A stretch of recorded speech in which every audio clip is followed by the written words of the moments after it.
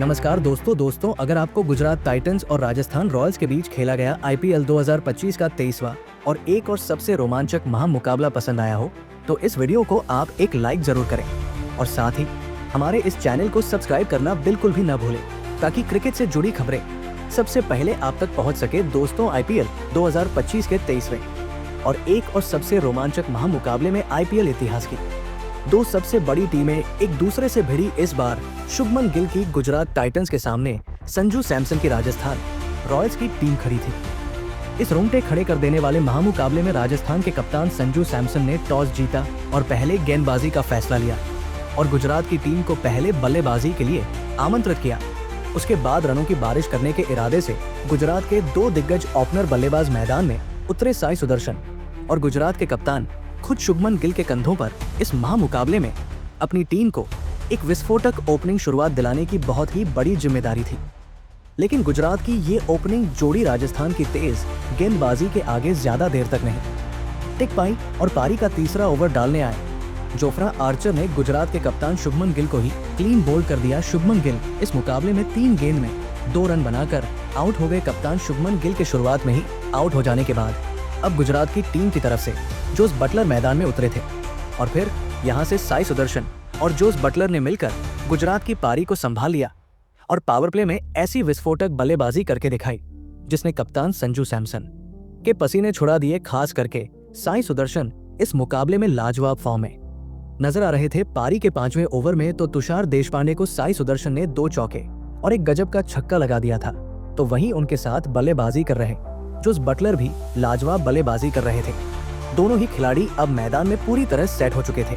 इस पूरे batting power play में साई सुदर्शन राजस्थान की गेंदबाजी पर छाए रहे थे और फिर इसी बीच दोनों की अर्धशत की साझेदारी भी पूरी हो गई। राजस्थान के बड़े से बड़े गेंदबाज भी मिलकर साई सुदर्शन और जोस बटलर की इस साझेदारी को तोड़ नहीं पा रहे थे। राजस्थान की गेंदबाजी इस मुकाबले में अब बैकफुट पर थी।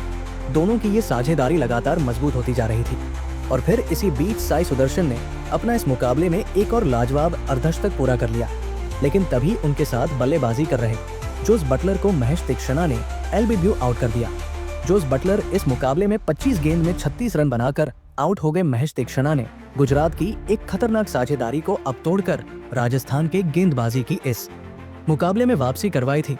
अब मैदान पर शाहरुख खान उतरे थे, लेकिन एक छोर पर सेट हो चुके साई सुदर्शन अभी भी राजस्थान की गेंदबाजी के लिए एक बहुत ही बड़ा खतरा साबित हो रहे थे। तो वहीं उनके साथ बल्लेबाजी करने आए शाहरुख खान ने भी आते ही 2 लगातार चौके लगाकर अपना खाता खोला था।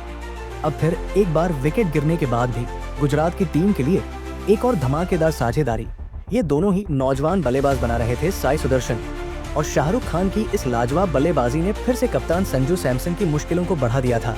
पारी के 14वें ओवर में तो महेश तीक्षणा को शाहरुख खान ने 2 चौके और एक गजब का छक्का लगा दिया था।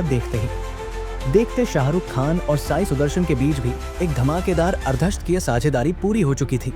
लेकिन तभी पारी का 16वां ओवर डालने आए महेश तीक्षणा ने विस्फोटक बल्लेबाजी कर रहे शाहरुख खान को संजू सैमसन के हाथों स्टंप आउट कर दिया।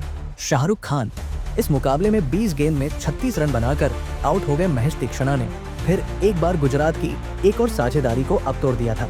लेकिन अब बल्लेबाजी के लिए शेरफन रदरफोर्ड आए थे, लेकिन शेरफन रदरफोर्ड ने आते ही एक गजब का छक्का अपनी पहली ही गेंद पर लगा दिया था। लेकिन उसकी अगली ही ओवर में गेंदबाजी पर आए संदीप शर्मा ने शेरफन रदरफोर्ड को कप्तान संजू सैमसन के हाथों कैच आउट कर दिया। शेरफन रदरफोर्ड इस मुकाबले में 3 गेंद में 7 रन बनाकर आउट हो गए। अब कहीं ना कहीं राजस्थान की गेंदबाजी ने इस मुकाबले में कमबैक करके दिखाया था। 2 बहुत ही बड़ी विकेट अब गुजरात की टीम ने गलत मौके पर गंवा दी थी। अब मैदान पर राहुल तेतिया आए थे, लेकिन दूसरे छोर पर बल्लेबाजी कर रहे साई सुदर्शन अभी भी राजस्थान की गेंदबाजी पर बड़े शॉट खेलते ही जा रहे थे। लेकिन पारी के 19वें ओवर में साई सुदर्शन को तुषार देशपांडे ने संजू सैमसन के हाथों कैच आउट कर दिया। साई सुदर्शन इस मुकाबले में 53 गेंदों में 82 रनों की एक गजब की पारी खेलकर आउट हो गए। साई सुदर्शन जैसे एक सेट बल्लेबाज का एक बहुत ही बड़ा विकेट एक गलत मौके पर गिर चुका था। लेकिन उनके बाद अब राशिद खान मैदान में उतरे थे और राशिद खान ने आते ही एक चौका और एक शानदार छक्का तुषार देशपांडे को ही लगा दिया था। लेकिन अपने इसी ओवर की अंतिम गेंद पर तुषार देशपांडे ने राशिद खान को यशस्वी जायसवाल के हाथों कैच आउट कर दिया। राशिद खान इस मुकाबले में 4 गेंद में 12 रन बनाकर आउट हो गए। अब अंतिम ओवर में बल्लेबाजी के लिए अरशद खान मैदान में उतरे थे, लेकिन इस अंतिम ओवर में राहुल तेवतिया ने धमाकेदार बल्लेबाजी करके दिखाई और इसी गजब की बल्लेबाजी की बदौलत गुजरात की टीम ने 217 रनों का एक सबसे बड़ा लक्ष्य राजस्थान की टीम के आगे रखा। उसके बाद गुजरात से मिले 218 रनों के एक विशाल लक्ष्य का पीछा करने राजस्थान के 2 दिग्गज ओपनर बल्लेबाज मैदान में उतरे। यशस्वी जायसवाल और राजस्थान के कप्तान संजू सैमसन के कंधों पर इस महामुकाबले में अपनी टीम को एक शानदार ओपनिंग शुरुआत दिलाने की बहुत ही बड़ी जिम्मेदारी थी। लेकिन राजस्थान की भी इस ओपनिंग जोड़ी को गुजरात की तेज गेंदबाजी ने ज्यादा देर तक मैदान में खड़ा भी नहीं होने दिया और गेंदबाजी पर आए अरशद खान ने पारी के दूसरे ही ओवर में यशस्वी जायसवाल को राशिद खान के हाथों कैच आउट कर दिया। यशस्वी जायसवाल इस मुकाबले में 7 गेंद में 6 रन बनाकर आउट हो गए। यशस्वी जायसवाल के जल्दी आउट हो जाने के बाद अब राजस्थान की टीम की तरफ से नीतीश राणा को बल्लेबाजी के लिए भेजा गया था, लेकिन नीतीश राणा को भी पारी का तीसरा ही ओवर डालने आए मोहम्मद सिराज ने कुलवंत खेजरोलिया के हाथों कैच आउट कर दिया। नीतीश राणा इस मुकाबले में 3 गेंद में बस 1 ही रन बना पाए। देखते राजस्थान की टीम ने अपने 2 बहुत ही बड़े विकेट मुकाबले के शुरुआत में ही खो दिए थे। गुजरात के गेंदबाज इस मुकाबले में लाजवाब फॉर्म में नजर आ रहे थे, लेकिन तभी बल्लेबाजी पर रियान पराग एक अलग ही इरादे के साथ मैदान में उतरे थे और आते ही रियान पराग ने मोहम्मद सिराज को एक शानदार छक्का लगा दिया था।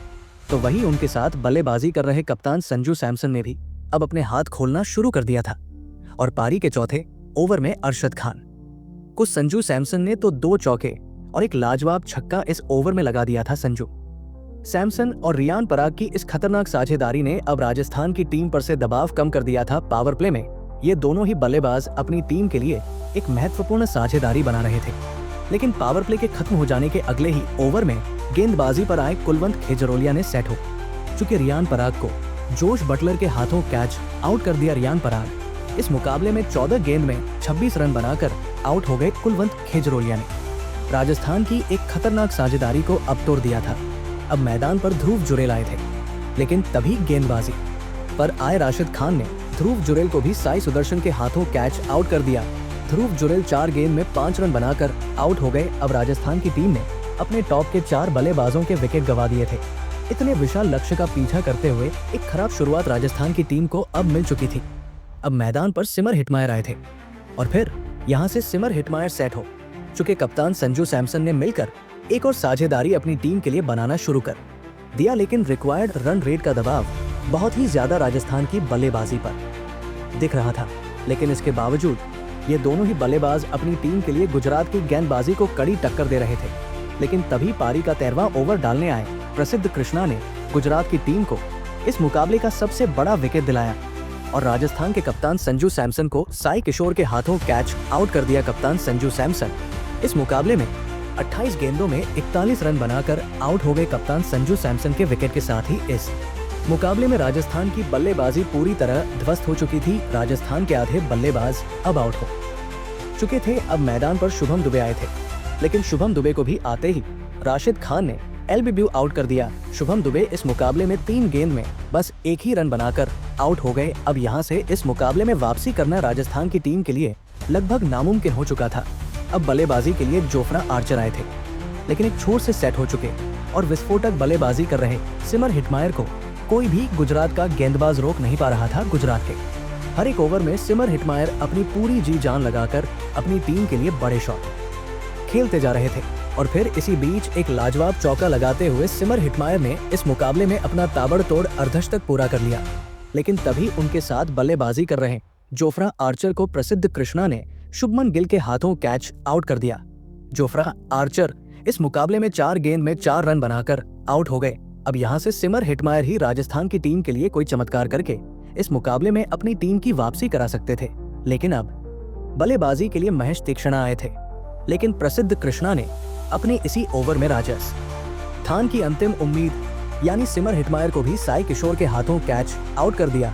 सिमर हिटमायर इस मुकाबले में 32 गेंदों में 52 रन बनाकर आउट हो गए। अब राजस्थान के बस 2 ही विकेट बचे थे। बल्लेबाजी के लिए तुषार देशपांडे मैदान में उतरे थे, लेकिन तुषार देशपांडे को गेंदबाजी पर आए साई किशोर ने राशिद खान के हाथों कैच आउट कर दिया। तुषार देशपांडे इस मुकाबले में 3 गेंद में 3 रन बनाकर आउट हो गए। अब राजस्थान के अंतिम विकेट के रूप में संदीप शर्मा मैदान में उतरे थे और फिर अंत में महेश तीक्षणा को साई किशोर ने साई सुदर्शन के हाथों कैच आउट कर दिया और यहीं पर राजस्थान की बल्लेबाजी खत्म हो गई। और इस रोमांचक मुकाबले में गुजरात की टीम ने 58 रनों से राजस्थान की टीम को मात देकर एक बड़ा कारनामा करके दिखाया।